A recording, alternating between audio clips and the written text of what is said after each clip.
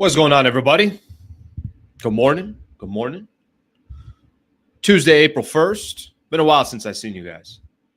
I mean, I feel like it's been 30 minutes since I finished the post-game show.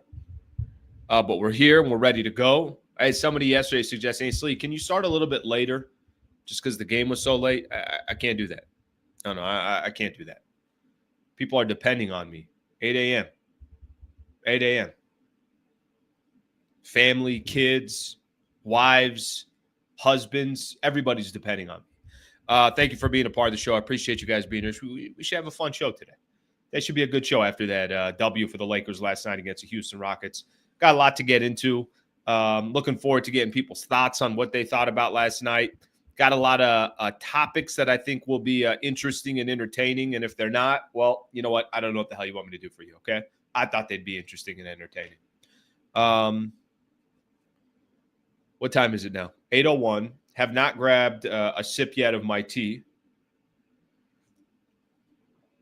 So let's do that together. Some green tea in here. A little bit of honey. Some good stuff right here. All right. Thank you for being a part of the show. Please subscribe if you have yet to subscribe to the channel. Damn it, subscribe to the channel. I got a quote here for everybody that I'm going to read off. And if you got a quote that you want to share with everybody, feel free to as well. Failure is a badge of honor. It means you risked failure. And if you don't risk failure, you're never going to do anything that's different from what you've already done or what somebody else has done. Failure is a badge of honor. It means you risked failure. And if you don't risk failure, you're never going to do anything that's different from what you've already done or what somebody else has done. Good quote right there. I think we could all kind of apply that to our lives here. All right, let's get a quick rundown of the show. I'll spend a little time looking at some of the comments. Then we'll get everything started. Thank you for hanging out this morning. Greatly appreciate you guys being here. All right, last night. That playoff game? Did the playoffs start on March 31st? Just me, or did that feel like that was just a complete dogfight? We'll talk a little bit about the game yesterday. I thought there was some significance to the game. I thought, I had mentioned this, I think it was last week before the Lakers played the Grizzlies. And I said that I'd rather play Memphis than Houston. And I think last night definitely solidified my opinion on that. I'd definitely rather play Memphis than Houston. We'll talk a little bit about last night, just how important that game was, and certainly, what it meant to the Lakers and trying to get a W from a Rockets team that plays tough. Rockets got some holes too, but they also got a lot of strength. So we'll spend a little bit of time on that. For those that want to do a victory lap, because Ryan Hollins was on yesterday talking about how he thought Houston was going to handle business, go ahead and feel free to do a victory lap on that. DFS value. I want to go back. I think it's very easy to look at the Lakers and very easy to look at obviously the trade for Luka Doncic and what the Lakers got back in that return. And I know that's the most shocking of all the trades. That Dorian Finney-Smith trade that went down right before the new year might have been one of Rob Pelinka's better moves that he's had as a president of basketball operations. The Luka deal, listen, every GM's making that Luka deal. But I want to go back and talk about that DFS trade, the value, what you had with D'Angelo Russell versus what you got back with Dorian Finney-Smith for a playoff run. Gabe Vincent. The Gabe Vincent that we thought we were going to get, the Gabe Vincent that the Lakers have had for about a year and a half, and then all of a sudden the Gabe Vincent that has become what he's been, which is a valuable player for the Lakers. Talk about DFS. How important is seeding? So we'll take a look at the playoffs. And I'm just, as we sit here, and there's so many different scenarios that can still play out. We could look at the NBA standings. We could look at what teams you would prefer to face, what teams you'd prefer to avoid for as long as you possibly can. And I know people are going to say, we want all that smoke. Okay, that's fine. That's fine. But if you could avoid a certain team here and there, I don't think that's a bad idea. So we'll take a look at that. And just how important seeding will be for the Lakers specifically, home court and everything else. AD. Got a chance to talk with Mark Spears. By the way, I got to get on the show here. Mark, nice enough here, part of ESPN, also part of Anscape, which is part of ESPN. When did I run into him? I probably ran into him about a month ago or so. And he was asking, all right, what are you doing now? This and that. And then he had mentioned something along the lines to reach out anytime that we want to talk some hoops. So I got to reach out to Mark. Anthony Davis connected with Mark Spears and talked about his relationship with LeBron. We'll do that. Excuse me. Excuse me, everybody. I'm a sneezer, I think I only sneeze during the show. I think when the show's done, everything else is fine.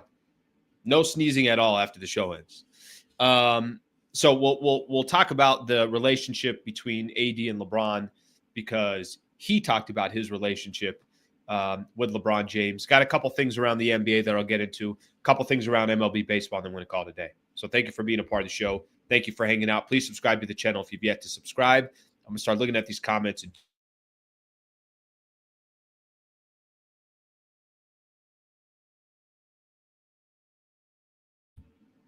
a very considerate individual. I muted as well. I just couldn't get off the screen, but I did mute. All right, let's take a look at some of your comments here, and then we'll get the show started. Bless you. This is what happens. Bless you, sir. Thank you very much. Bless you, Slee. Yeah, I play through it.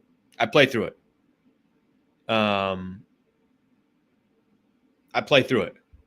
Slee not going to shave until Lakers lose. Interesting. I don't know if I could go that long. Basically, I ran a point where there was a time where I decided I'm not going to shave until Lakers. I think I said Lakers win. And then they ended up beating Indiana, so I was able to shave. This is just sheer laziness. Laziness. I mean, the fact that I didn't shave this morning is, I don't know what to tell you guys. I would unsubscribe, personally. I would unsubscribe. All right, let's take a couple of these. A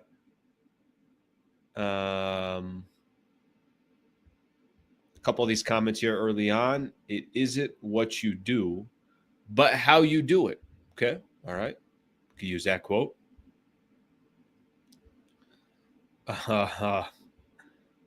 Let's see what else I got here. 8 a.m. or 6 p.m. Greek time. Kostas is always here. Kostas is always supporting. Thank you, Kostas. I appreciate you being here, buddy. When you're better today than yesterday, you achieve tomorrow. Felix. Phenomenal quote right there. There's another good one. Don't stress over things you have no control over. Phenomenal. Ooh. To grieve is to have love fully. Open your heart to the world, and you will find every reason to keep living in it. Guys, phenomenal stuff right there. All right, great stuff right there. All right, let's get the show started. Thank you very much for being here. Let's get the show started. Okay, so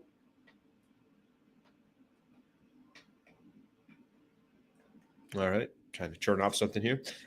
Yesterday was just a dogfight. No other way to put it. A complete dogfight against the Houston Rockets. A really fun game, to be honest with you. Now, maybe not fun as in watching two teams put up 140 points, maybe not from that perspective, which is fine, but fun in the sense that this could very easily be a second-round matchup. They can go 7 games.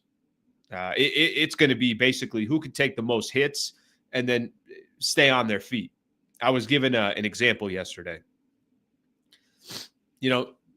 Watching a heavyweight fight back in the day. And these guys go 12 rounds. And by the time they're in the, 4th, 5th round, they still kind of feel like, all right, I still got my legs under me, still able to kind of play some defense, play a little offense. It just, however stylistically that boxer was. I felt like yesterday, by the time you got to the 4th quarter, you went 9 rounds and everybody's kind of huffing and puffing. They scored in the first quarter was 19-16.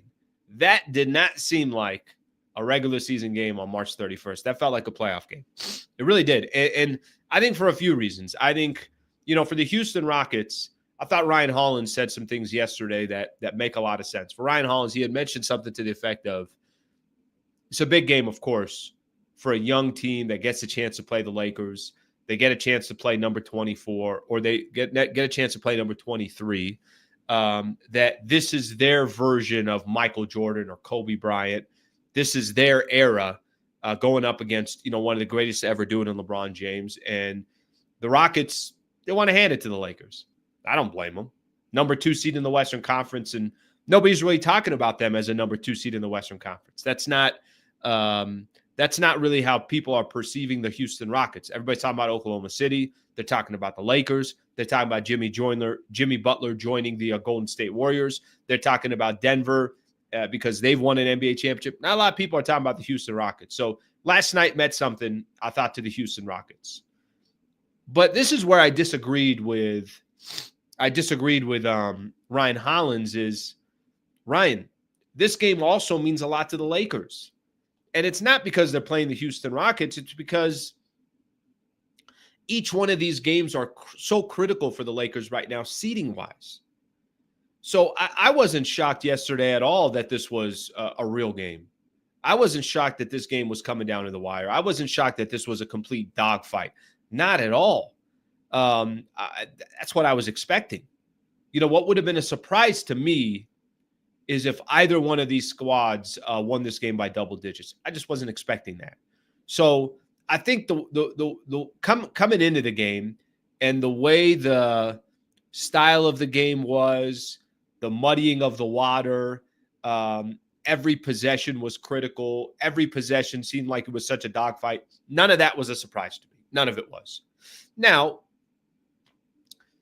there's other things that surprised me. I mean, did anybody think DFS and Gabe Vincent were going to have 12 threes? No. I did think the Lakers probably were going to shoot a lot of threes because Houston does tend to play a lot of zone and kind of bait the Lakers into shooting threes. But every possession last night mattered, no surprise. Guys looked tired, no surprise. And the Lakers got what I thought was a much-needed win versus another playoff opponent. If we look at the last two games for the Lakers,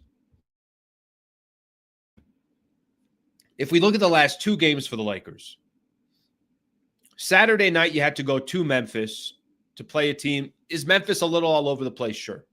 The Grizzlies are definitely all over the place right now. They just fired their head coach. They've been struggling before that. They've had guys in and out of the lineup. They're all over the place.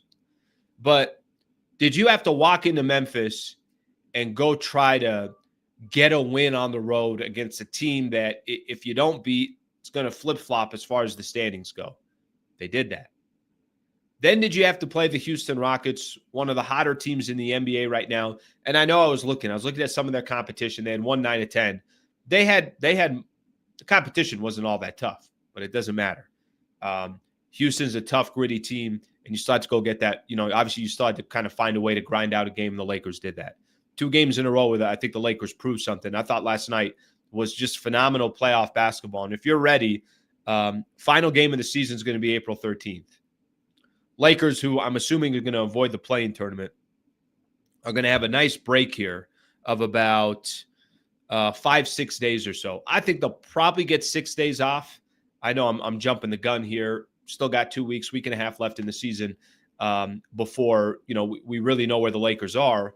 But if they get that time off, then we'll probably be looking at April 20th. The Lakers would be starting the playoffs. Whatever April 20th is going to look like, last night was not that much different. I mean, frankly, I think last night was more of a second round matchup. It was more of a chance to get to the Western Conference Finals, and those two squads were going at it. I'm going to give a little bit of love here to the Houston Rockets. Yeah, it's a tough out in the playoffs. Whoever draws the Houston Rockets in the first round, if they end up at that 2 seed, 3, wherever they end up, I mean, everything's still on the table here. But they got size, they got length, they got toughness, they got grit, they got a good coach, they got some vets sprinkled on the team. Fred VanVleet, Jeff Green, I know, is sitting on the bench there. Steven Adams is there as well. Obviously, he got some minutes yesterday. It's a nice team. They do have a hole. I'll tell you what their hole is. And Reggie Miller mentioned it on the broadcast. I think it was Reggie Miller that mentioned it yesterday. Was it Reggie? Their issue is going to be, I don't know who closes games for them. You see, what the Lakers have, they got 3 guys that if the game is on the line or last couple of minutes, they could say Luka, LeBron, or AR. Either go get a bucket or make the right decision and free up somebody else for a bucket. I don't know who that's going to be for the Houston Rockets. That's the one piece that I think they're still, missing. There were all these conversations about Kevin Durant and probably going to get traded in the summer and he'll leave Phoenix. I've seen them associate Houston into that category. Yeah, they don't get anything, close to that where they could just go to and say, all right, you go do what you do. And I'm not telling you they're going to go trade for KD. I'm not telling they may very well just kind of keep this organic process that they've kept in mind. Houston's going to be a tough out in the playoffs. You guys remember this? Last week we were having the conversation. Grizzlies or the Rockets? No, thank you on the Rockets. Let face them down the road. Face them in the second round. But I know that was something that we talked about, whether yesterday or was last week, whatever the case was. Houston's got a good squad. That's a good squad. That's a tough squad. And, they could have easily won that game yesterday as well. All right, let's take a quick look here.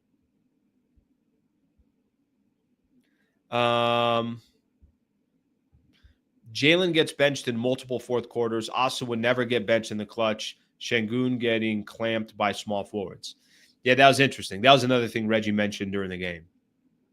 Why was Jalen Green getting benched there in the fourth quarter? And I don't know if ZJ. I don't watch enough Rockets basketball, so I don't know if that has happened multiple times. I know he was struggling from the field, but that was interesting not having him in there. All right, let's get another one in here. Crazy how Dylan shut down two of our best players. Props to the man. Nice to see someone finally play real defense. Yeah, I will say it's not just Dylan Brooks. They got a number of guys that can play defense. I mean, Thompson is a nice player. Go down the list. They got just athletes everywhere you look. Good size, good length. Kind of part of today's NBA. Guys that can play multiple positions. So it's a nice team. All right, let's see what else we got here. Surprised Brooks didn't get a tech last night. Slee looking forward to 420. Here we go. Get 420 twice a day. Why do I have to wait for the date? You know what I mean? All right, let me look at a couple more here, and then I want to keep going. I want to talk a little Dorian Finney-Smith. Rockets will fall in the standings. Their schedule is tougher than ours. I don't know what Tankathon or whatever site is talking about. I'll tell you right now. Let me tell you the strength of schedule for everybody the rest of the way, which, by the way, is going to be important. Phoenix got the toughest schedule left in the NBA still. Yeah, Phoenix is done.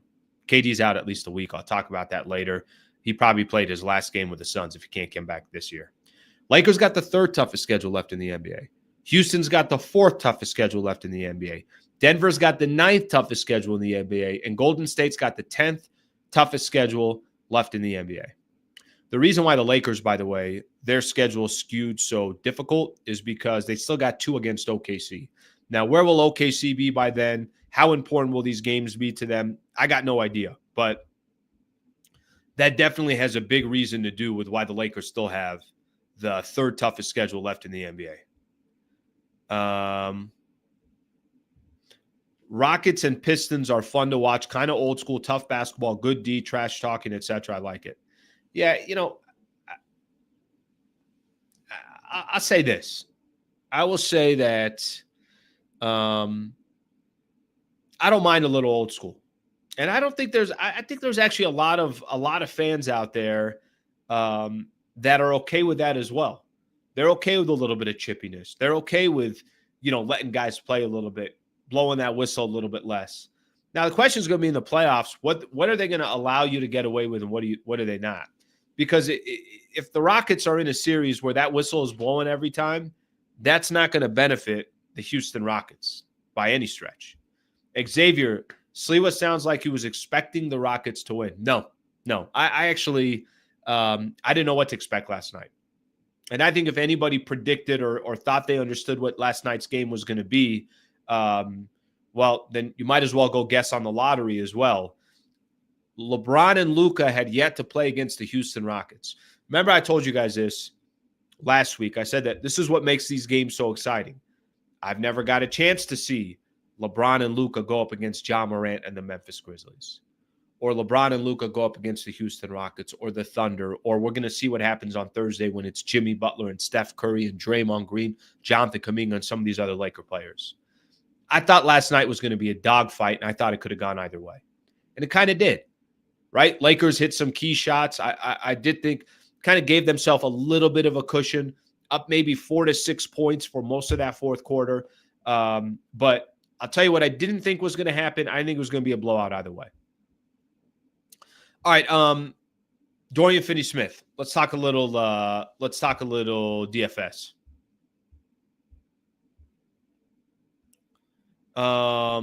DFS. I had this in my notes here, and I wanted to do this because I think it's very easy to forget. And listen, this isn't just because DFS hit 6 threes yesterday. It's not just because of that. Okay. I think if you watch Dorian Finney-Smith play, I think it's really, really easy to like his style. I think it's really, really easy to like. You could tell he's a locker room guy right out the gate. He got a lot of respect from a lot of the players in the NBA. Of course, his own team, but other players as well. Here's why I want to spend a little time talking about Dorian Finney-Smith. I remember when this all went down, okay? It was on a Sunday. I remember I was actually at the gym, and I think it was on a Sunday. I'm almost 100% sure. And the Lakers traded for Dorian Finney-Smith. And I think it was just a matter of time before D'Angelo Russell was going to get traded from the Lakers. If you guys remember the details of the deal, the Lakers traded away D'Angelo Russell, Maxwell Lewis, 3 future second-round picks to the Nets for Dorian Finney-Smith and Shake Milton. Remember when that trade went down, and I'm like, wait a minute. DFS? The guy that was in Dallas with Luka. This is before the Luka trade had gone down. The guy that was in Dallas with Luka, who really just kind of added this, let's put it this way. Final 5 minutes of a game, DFS is in the lineup, period. And I thought, for me, I thought stylistically where the Lakers were going to go from a guy like D'Angelo Russell. Listen, I said this in the postgame show yesterday, and I'm not trying to take shots at D'Angelo Russell. I wasn't personally a fan, but I'm sure there are plenty other people out there. They like his style of a game. He'll play in Brooklyn. He could play loose. The ball's probably in his hands a lot more. I haven't been following, and it doesn't really matter to me. But how D'Angelo Russell played basketball for the Lakers, what he was in playoff games for the Lakers, and what the Lakers needed from a guy like Dorian Finney-Smith, it's a trade that I don't think is going to get as much chatter as it should. There's a big-time deal for the Lakers. I think, if you took Dorian Finney-Smith off this team, and there have been some games where he struggled from the three-point line or he's not hitting enough threes, and I've been critical of him saying, listen, I know this. I know 2 things are going to happen when DFS is in a game.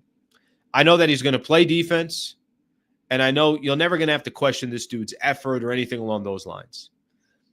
But one of the additions that came with DFS is, all right, you got to also hit your threes. You're a 3-and-D guy. He was shooting 43.5% when he was in Brooklyn. That's why the Lakers made the deal for him. And he's had some games recently, and especially last night. I know he's always going to be a plus in the plus-minus. I know he's always going to have value when he's on the floor, but he's got to start hitting some of these threes as well. This is a very underrated trade that happened on December 29th, before the start of the new year, before we got to 2025. I think it's one of the more underrated trades in the NBA. And I'm sure there were a lot of GMs out there, or even fans of other teams, that are sitting back when that trade went down. People probably took a step back and said, all right, that's an interesting one. That's a good fit.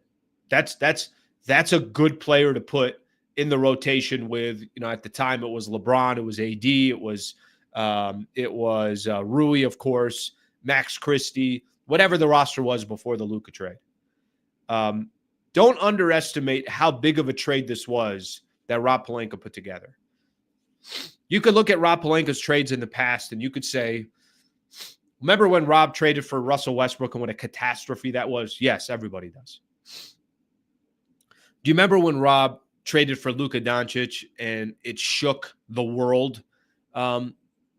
Give Rob credit, his relationship with, obviously Nico Harrison, but that was also a deal. It felt like Dallas wanted Anthony Davis, and no GM out there would have said no to that.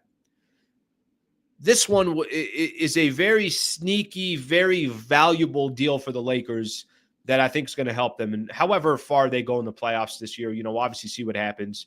But last night, to me, it wasn't just about DFS hitting the 6 threes that he had. It's how wildly different he was than D'Angelo Russell that I think kind of adds a whole different element to this Lakers team, and he's been doing that now for a while. The only negative, the only downside I could see to DFS is one negative. One downside, it has nothing to do with this year. I think Dorian Finney-Smith is going to be great for the playoffs. I think he'll be great for these final 7 games that the Lakers have. I think he'll be great. Only downside is he's got a player option for $15 million this summer. So the only downside is, obviously Lakers are going to have to figure out a contract for Dorian Finney-Smith, and I think they will. I think he's going to be one of the key players for the Lakers that they'll probably keep on this team for a while. It's going to be important to keep him on here. Okay. Let's keep going here. I got something on Gabe Vincent here real quick, and then I'm going to start looking at everybody's comments. Just to kind of take a look here, let me just see what people are saying about Dorian Finney-Smith. Matthews, good morning, brother. D'Angelo Russell helped us out big time by unloading that awful Westbrook contract. He served his purpose, and I think even the year they went to the Western Conference Finals, he served his purpose. I just wasn't, for me, stylistically, he wasn't my cup of tea. Not all about the points. And if you're a 3-and-D player, then you'll get some buckets. But DFS to me is more valuable than I think people think on this Lakers team. He's very valuable. Go look at his plus minus every game.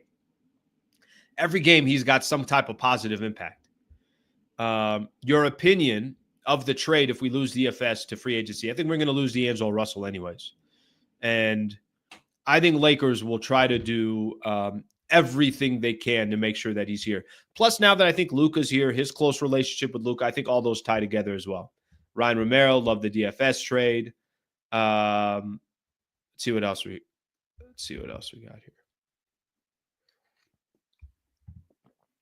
Oh, I'm sure a lot of teams were. They should be. Locked On Grizzlies pod were apparently pissed that they didn't get DFS at the tip. Guys, tell me a team out there that doesn't want Dorian Finney-Smith on their roster. You need players like that. You do. And I'm not telling you Lakers got all these players. I think the Rockets have players that you could look at and say, hey, that's a good guy to have for a playoff run. The Warriors got a couple of those players. Denver needs more of those players. They used to have them when they had KCP, when they had Bruce Brown, when they had Jeff Green. Got to have guys like that. Very critical to have players like that. Okay, we're going to talk a little bit about Gabe Vincent. I want to get into Gabe Vincent. We're going to do that here in just a second. I got to give a shout out to my guy, Brad Wallace and the Wallace firm. 10 years running his practice. Can help anybody in the state of California. Somebody that I've known for about 5 years now. Let me tell you a little bit about his business. And, I say this, and it's kind of an interesting sales pitch here, but here's the reality of it. He's an injury attorney. I hope you guys are never in a position or a situation where you need Brad Wallace, but things happen in life. And if something happens to you or a family member, we created this URL, wallacewins.com/Sliwa, wallacewins.com/Sliwa. If you or someone close to you has been seriously injured or is dealing with the loss of a loved one, you should find out what legal options you have, because you deserve the absolute best in the business. You deserve the right legal team that's backing you, and that's Brad Wallace and his teams. When it comes to holding insurance companies accountable and maximizing case results, my guy Brad Wallace and his legal team at the Wallace firm, they're the real deal. They consistently win big injury and wrongful death cases, and you won't pay them until they win for you. It's that simple. Get a free consultation at wallacewins.com/Sliwa. They can help anybody in the state of California, as I mentioned. I know it's a very daunting an intimidating process if you're ever in a predicament or situation like this. So do what many have done and take advantage of somebody who really understands how the business works and how he can maximize. An insurance company is just trying to settle. They don't want to get you what your case is actually worth, and Brad Wallace can help you with that. If you want a personal introduction, I'm happy to make an email introduction or just go to the website, wallacewins.com/Sliwa. Okay, let's talk a little bit about Gabe Vincent here. Gabe Vincent last night. Here's another player with 6'3". So him and Dorian Finney-Smith. Whoever guessed that, I mean, I don't know what the hell to tell you. Whoever guessed that Lakers were going to have that much success from those two players. I'm just going to kind of make this a little bit quick here on Gabe Vincent.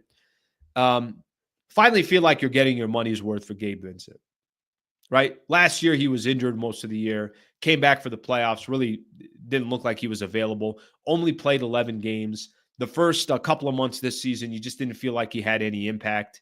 He has just not been that player for the Lakers that you were hoping for up until now, year two. I would say right around February is when you started kind of feeling Gabe Vincent's presence. I was going back on this today. And I'm looking back when the Lakers signed him, 3-year, $33 million deal. He was just coming off that playoff run. He was averaging almost 13 points a game in that playoff run when Miami got to the NBA Finals in 2023. He had that series. I had it right here in the Eastern Conference Finals where he averaged 16 points a game, 48% shooting, and 51% from the three-point line. That's how he got his $33 million contract with the Lakers, and frankly, he earned it. He definitely earned it. This guy was undrafted out of UC Santa Barbara, joined the Heat back in 2020, and then just kind of earned his minutes. It's great to see him having an impact because I think what he not only did last night, but what he's done, I would say, for the last 2 months or so. Not every night. I'm not telling you it's perfect, but that kind of comes and goes with role players. But what he has been doing, I think, has been what the vision was for the front office, what the vision was for Gabe Vincent. And finally it feels like, all right, you're getting your money's worth a little bit. So shout out to him for, obviously figuring his health, getting back mentally to where he can help the Lakers, and he certainly has been helping the Lakers. All right, let's take a look at some of the comments, and then we'll keep rolling here. I got some thoughts here on a couple of the other topics that I have in mind.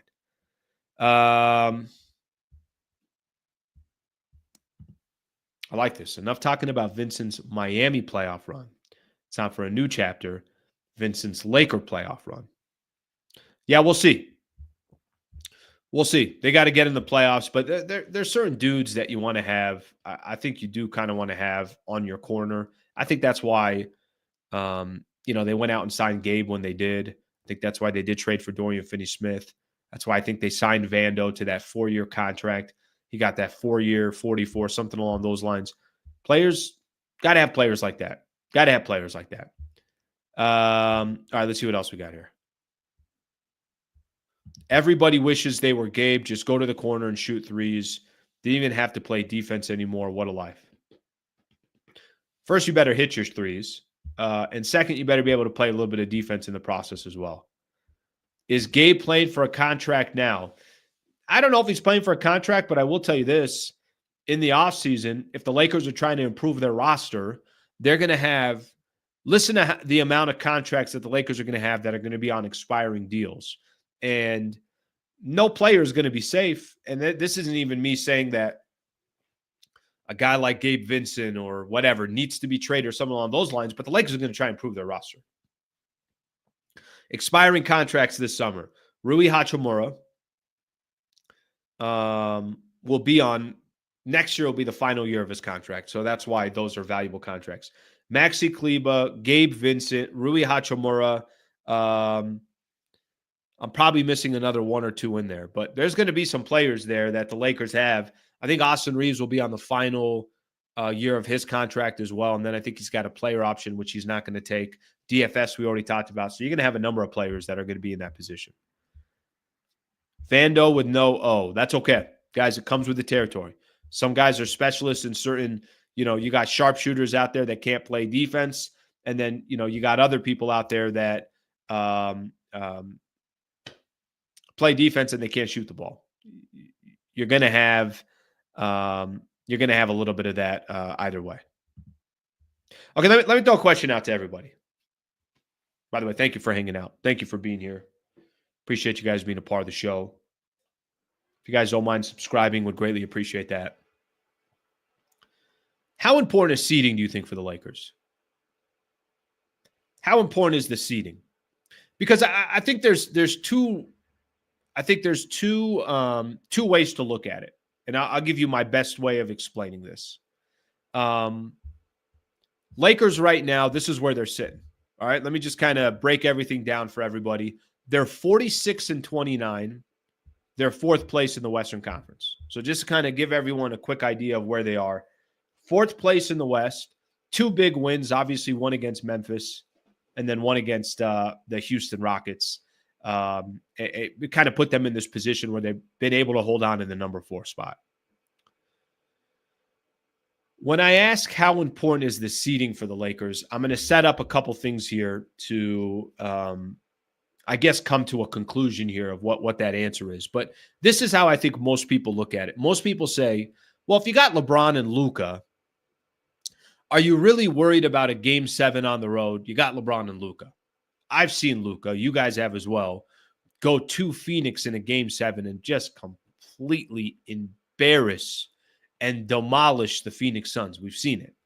Luka's been even better in the playoffs than he's been in the regular season, and I don't think that matters whether he's home, playing at home, or he's playing on the road. Okay?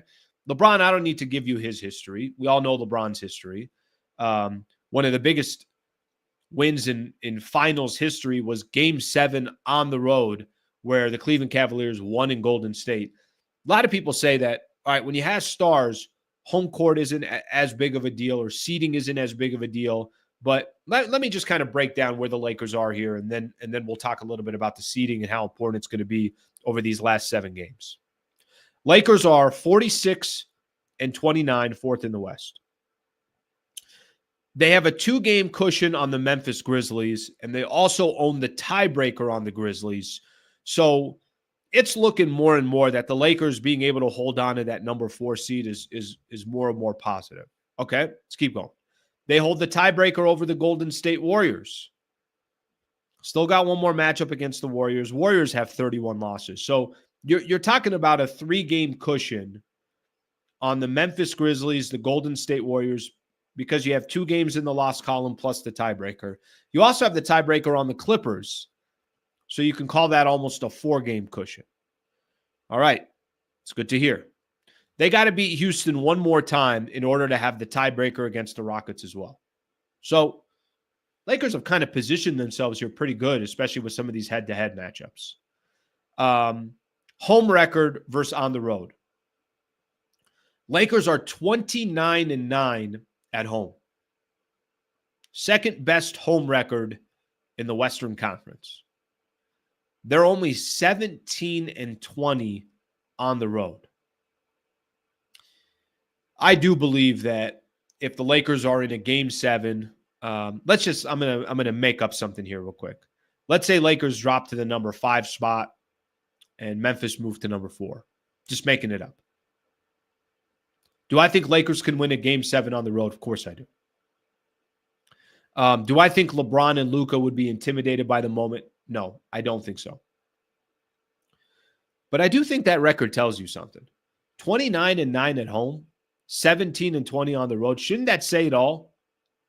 I get they got superstars.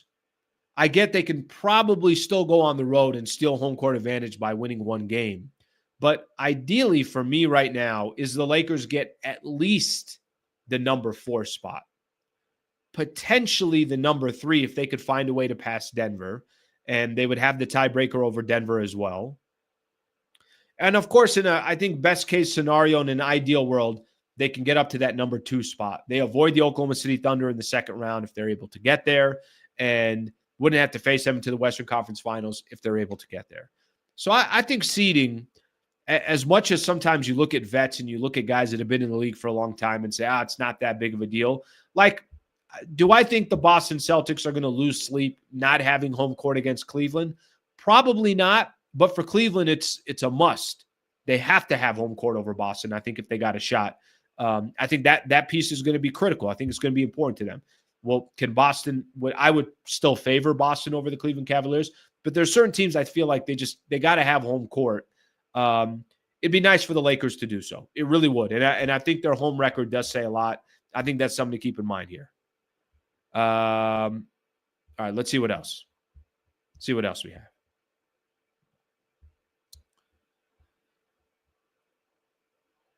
A lot of that horrible road record started in December. All right, let me take a look here.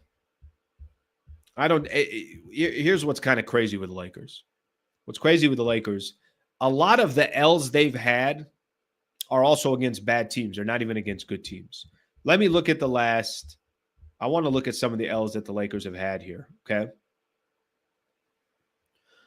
Boston, Milwaukee, Denver, Brooklyn. They had that 4-game losing streak all on the road.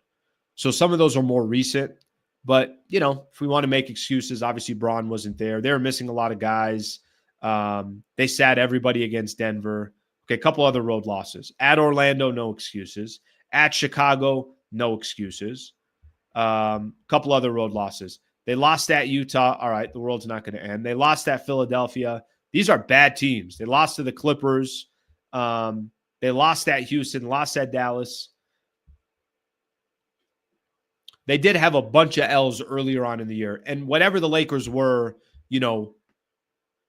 before February 1st, it is a completely different roster. So I don't even know how much you want to look past that. But I still think home court would be critical for the Lakers. I really do. I think home court would be critical for the Lakers. All right, let's get a couple more in here.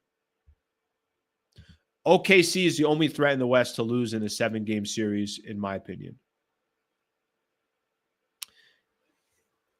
Man, I think there are so many teams, and this is why star power can be the difference of winning in the playoffs or not. Let me give Lakers and the Rockets a good example.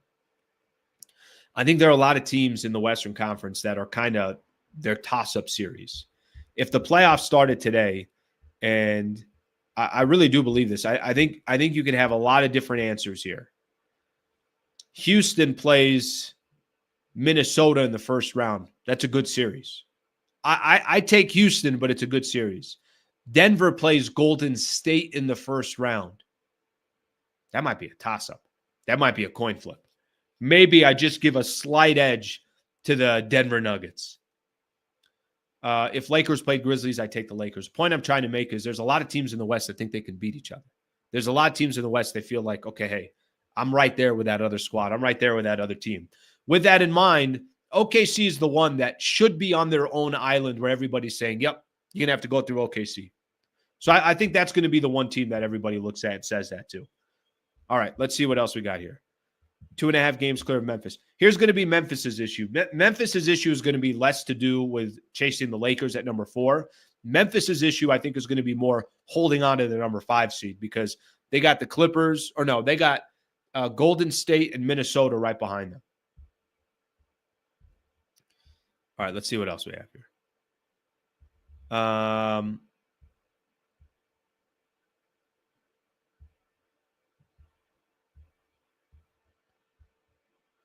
Let's see what else we got here.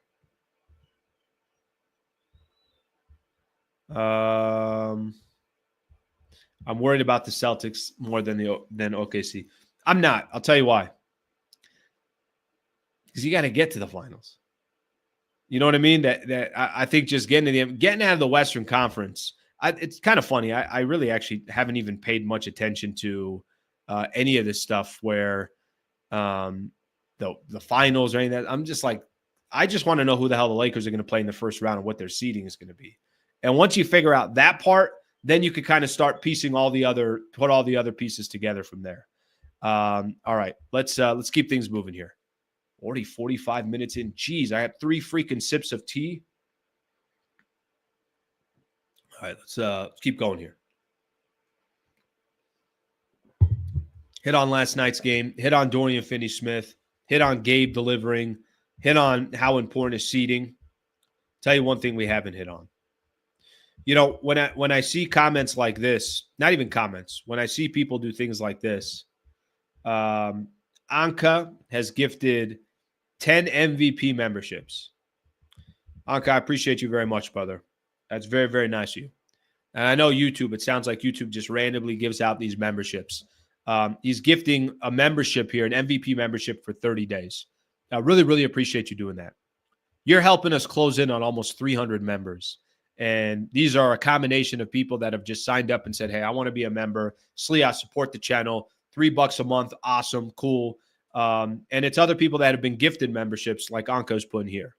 So thank you very much for doing so, bro. I hope you guys appreciate that he's doing that. What do you get with an MVP membership? After every show on Friday, I do a show just specifically for members, and we get in the weeds on the show.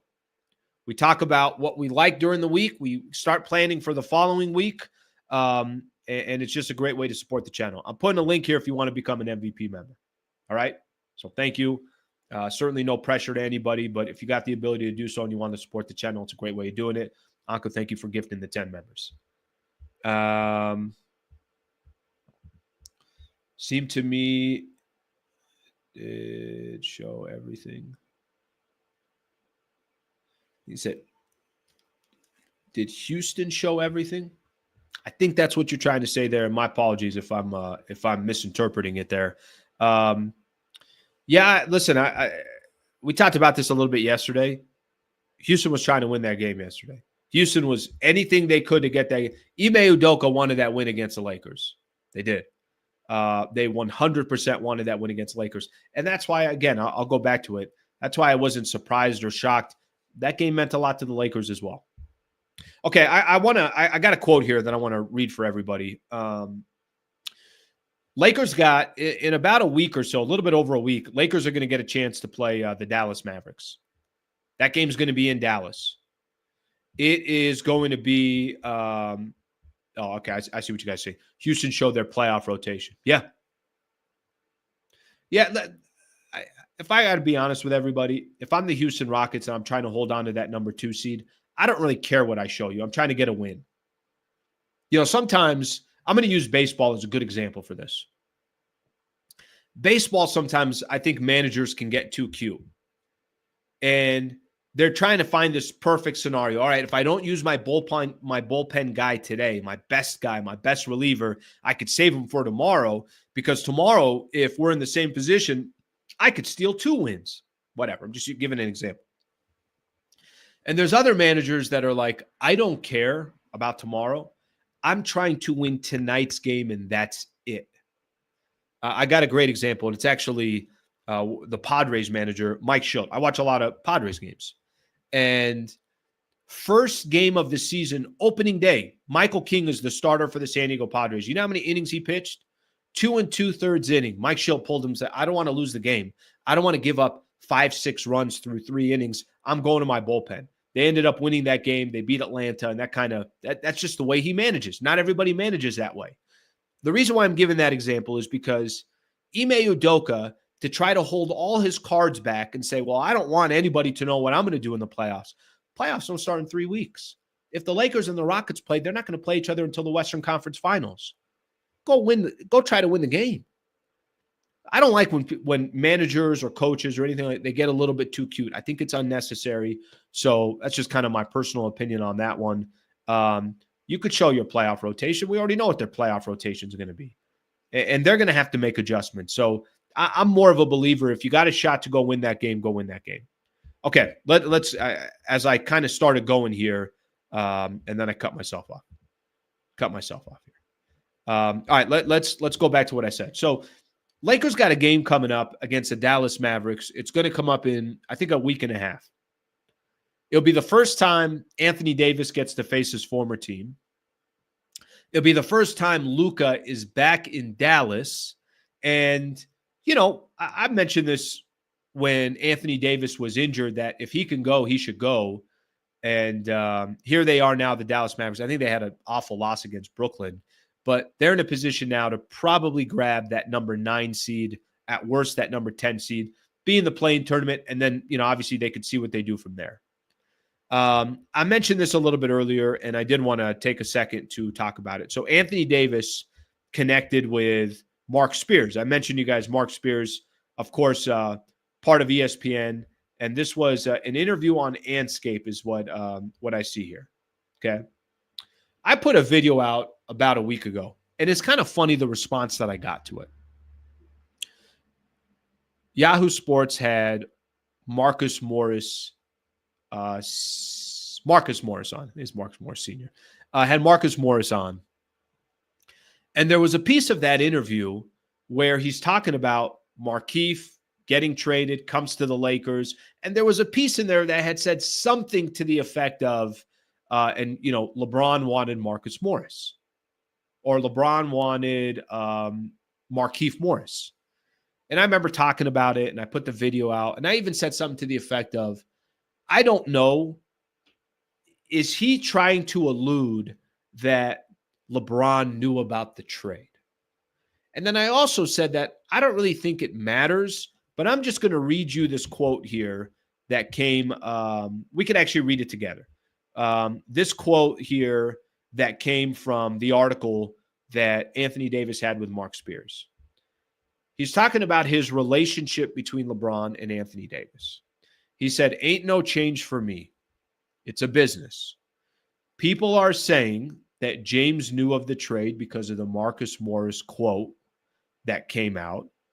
Is he saying, or let me say this again. People are saying that James knew because of the Marcus Morris quote that came out. At this point, whether he knew or not, or whoever knew, or it was quiet when ESPN Shams Charania dropped the news, it doesn't matter who knew. This shit happened. You can't change that. James didn't know. Well, let's change it. It's not going back." Basically, he's trying to say is like, whatever happened, happened. But as far as our leadership, obviously we're on the same team, so we talked all the time. But the Lakers are trying to make a push. We're trying to make a push, so we don't talk as much.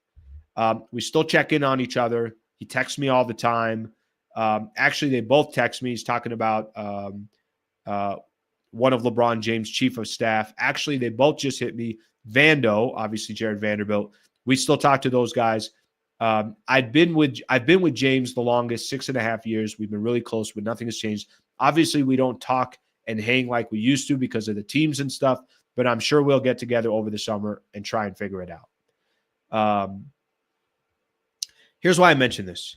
I was probably trying to read too much into that Marcus Morris quote, but I'm not the only one. It sounds like AD was also trying to read into that quote as well. Did he know? Did he not know? Honestly, at the end of the day, I don't think it matters. If you told me LeBron James knew that Anthony Davis was about to get traded and the Lakers were going to get Luka, it's not a surprise or a shock to me. Why would it be? It's one of the most powerful players in the history of the NBA, and I wouldn't be shocked if he knew.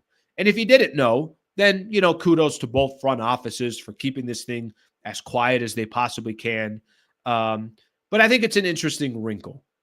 And AD basically saying, it's a business, but he brings up stuff that's kind of like, well, maybe he did know, maybe he didn't know. It's going to be fascinating to see these two teams play each other in about a week or so. But I thought this was interesting in itself just because of that quote that had come out. And it's a great interview by Mark Spears to have this interview with, obviously with Anthony Davis, and just to get, his opinion or his thoughts on it. I'm going to wait probably about another week to record it and then to put it out. But I got a really, really good topic that I'm going to do as we get closer to Lakers and the Mavs playing each other. And it's about LeBron and Anthony Davis together. So we'll do that in the next week or so. Okay. I got one other thing that I want to do on the NBA. And then I got a couple other things. I'll read some comments and then we'll get out of here. I'm going to have to leave a little bit closer to a little after 9 today. I can't kind of stick around like I usually do. Okay. One other thing that I want to just make notice of in the NBA. I mentioned that Kevin Durant is expected to miss at least 1 week.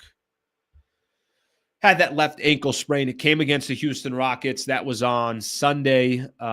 Houston played Sunday. Yesterday was the second of a back-to-back. The Phoenix Suns are toast. And, I've kind of tried saying this here for the last week and a half or so, and it's not breaking news. They just go watch the way they play. It just doesn't really seem like they got all this fight. But if you don't have Kevin Durant, it's only a week and a half left in the season. Is Kevin Durant going to be out at least a week and then come back for the final couple of games? I don't know. Maybe he does. We'll see.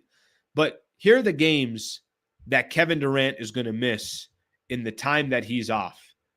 They got the toughest schedule left in the NBA, okay? They are currently, if you go look at the standings right now, they're at the number 11 spot, and they're one full game back behind Sacramento and 1.5 back behind the Dallas Mavericks to get into that play-in tournament, all right? So with all that in mind, just keep that in mind. Now, it's not like Sacramento's balling or anything like that, so maybe Phoenix can hang in it. Here are their final games. At Milwaukee, at Boston, at New York, at Golden State. No, home against Golden State, home against OKC. Then you got San Antonio and Sacramento. Yeah, lights out. If Kevin Durant does not come back and play another game this year, then his tenure with the Phoenix Suns will officially come to an end, and he's going to get traded in the summer. So he's out at least a week. They got Milwaukee, Boston, New York, Golden State, Oklahoma City, and Sacramento. That's 6 of their last 7 games. The other game I didn't mention is San Antonio. Maybe they can win that game. They can easily in a position where they finish the regular season 2-5, something like that. And that record and those 3 playing together, nothing happens after that. It's going to be interesting to see. But that's the position that the Phoenix Suns are in, and that is brutal. That is brutal. Let me look at some of the comments here, and then 2 or 3 baseball things, and we're out of here.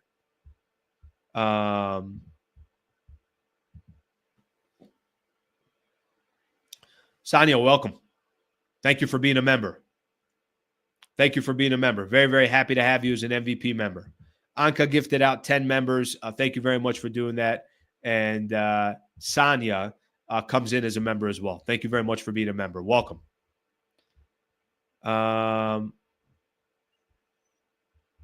Nobody in the play-in beating the Suns. Durant returns by then. Facts.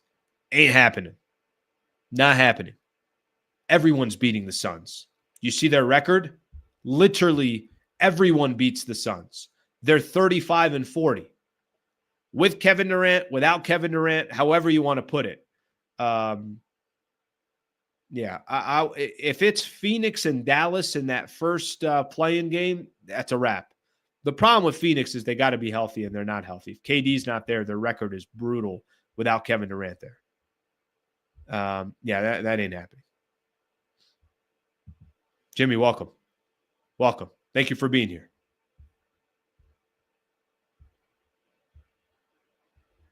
That's good living right there. Chilling in Silver Strand, State Beach, and Coronado. My God. It's good living. KD is the Aaron Rodgers of the NBA. Great skills, not much leadership. Yeah, AD was his own. AD was his own, right? Like that. That's just kind of, if you wanted him to be something that he wasn't, I don't know what to tell you. I think it's just, that was his personality. He's a really, really, really unbelievable two-way superstar. But I don't think he was ever going to grab the keys and say, this is my franchise. Everybody follow me.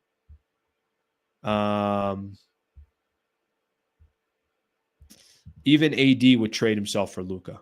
That might happen.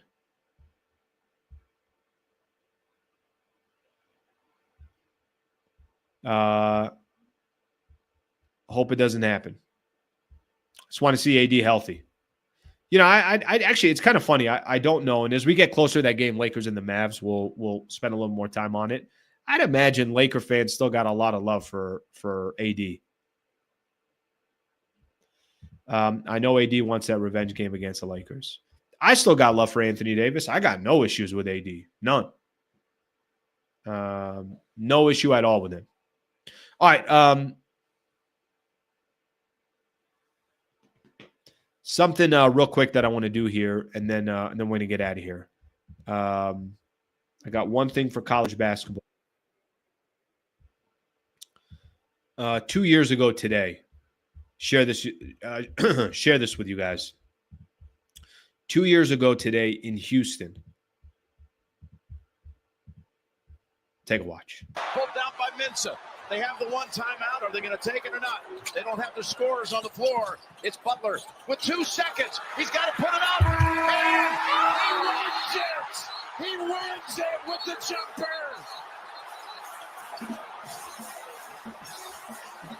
A San Diego State miracle.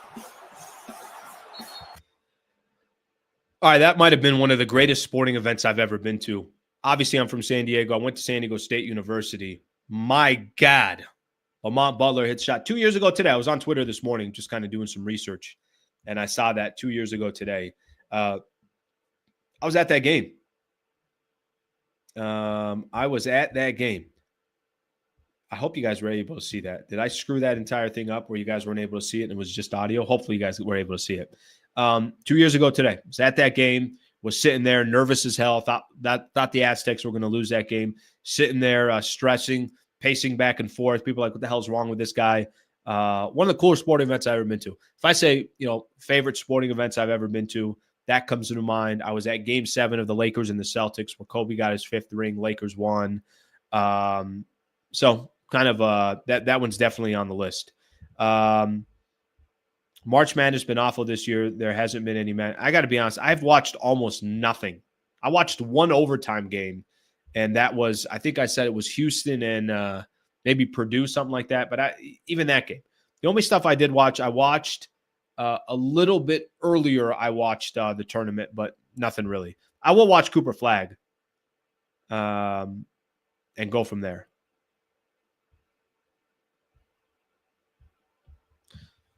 If you're right, you're right. I mean, frankly, I don't really care that much. And I really, really think that the Phoenix Suns have been wildly disappointing, them in Philadelphia. But if they make the play-in tournament, and you're right, I will give you all the credit in the world. I just don't see it happening. It just kind of is what it is. And I'm not here to, argue back and forth. I'm not watching enough Suns games to begin with. Maybe you're a big Durant fan or a big Phoenix Suns fan, whatever it is. If they get there, they get there. But they have given me no indication that they're going to make the play. I mean, just watch them all season long. They haven't given anybody indication. Okay, last thing I'm going to get into here real quick, then we're going to get out of here. Jurickson Profar was a San Diego Padre last year, signed for a $1 million contract. Ended up signing a 3-year, 40-41 with the Atlanta Braves, something like that. 80-game ban for PED violation. 80-game ban. I'm going to read something off here. The Braves said a couple of things. All right, you know how those statements go. Here's something that Profar released with the MLB Players Association. The most difficult day of my baseball career. He was devastated by the news. Profar added that he was tested 8 times for PEDs during a surprising breakthrough season offensively in 2024 and never tested positive.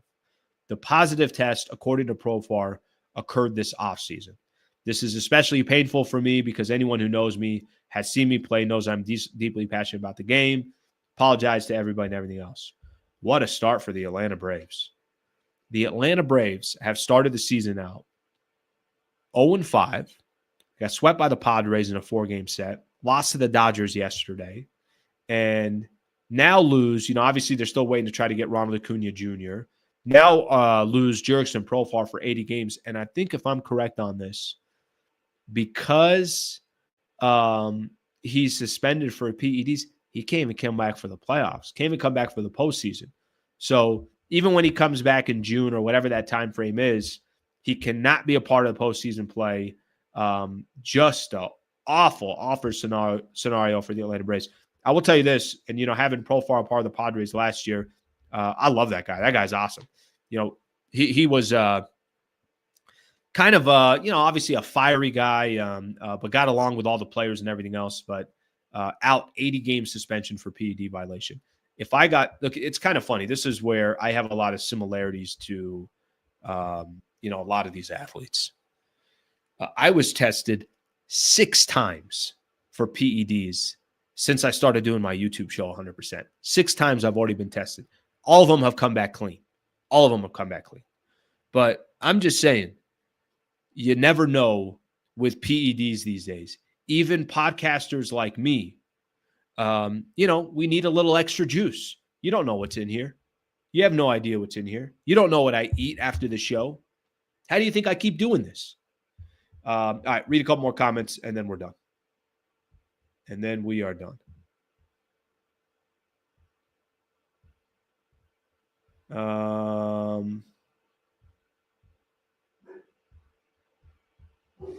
right, so I'm a Laker fan, but they are better than the Kings without Durant. I'm not arguing with you, but desperation, spring inspiration, maybe second round. I thought, it's funny, Lord. I thought they would be a lot more desperate about a month ago, and I just never feel like it ever changed for them. Never feel like it ever changed for them. All right, let's see what else we got here. Them roids have you taking – I sit in front of a mirror for hours. Hours. All right, I think that's all we got here. I think that's it. I got to get out of here, but I will say this. Phenomenal show today. Great show today. Enjoyed the show with everybody today. Big win for the Lakers, obviously, against the Rockets last night. And really just had to make it happen, and they did. Also got the dog trying to break into the door. Thank you for being here. Breaking down the door. Be back tomorrow morning at 8 a.m. Thank you, everybody. Have a great rest of your day.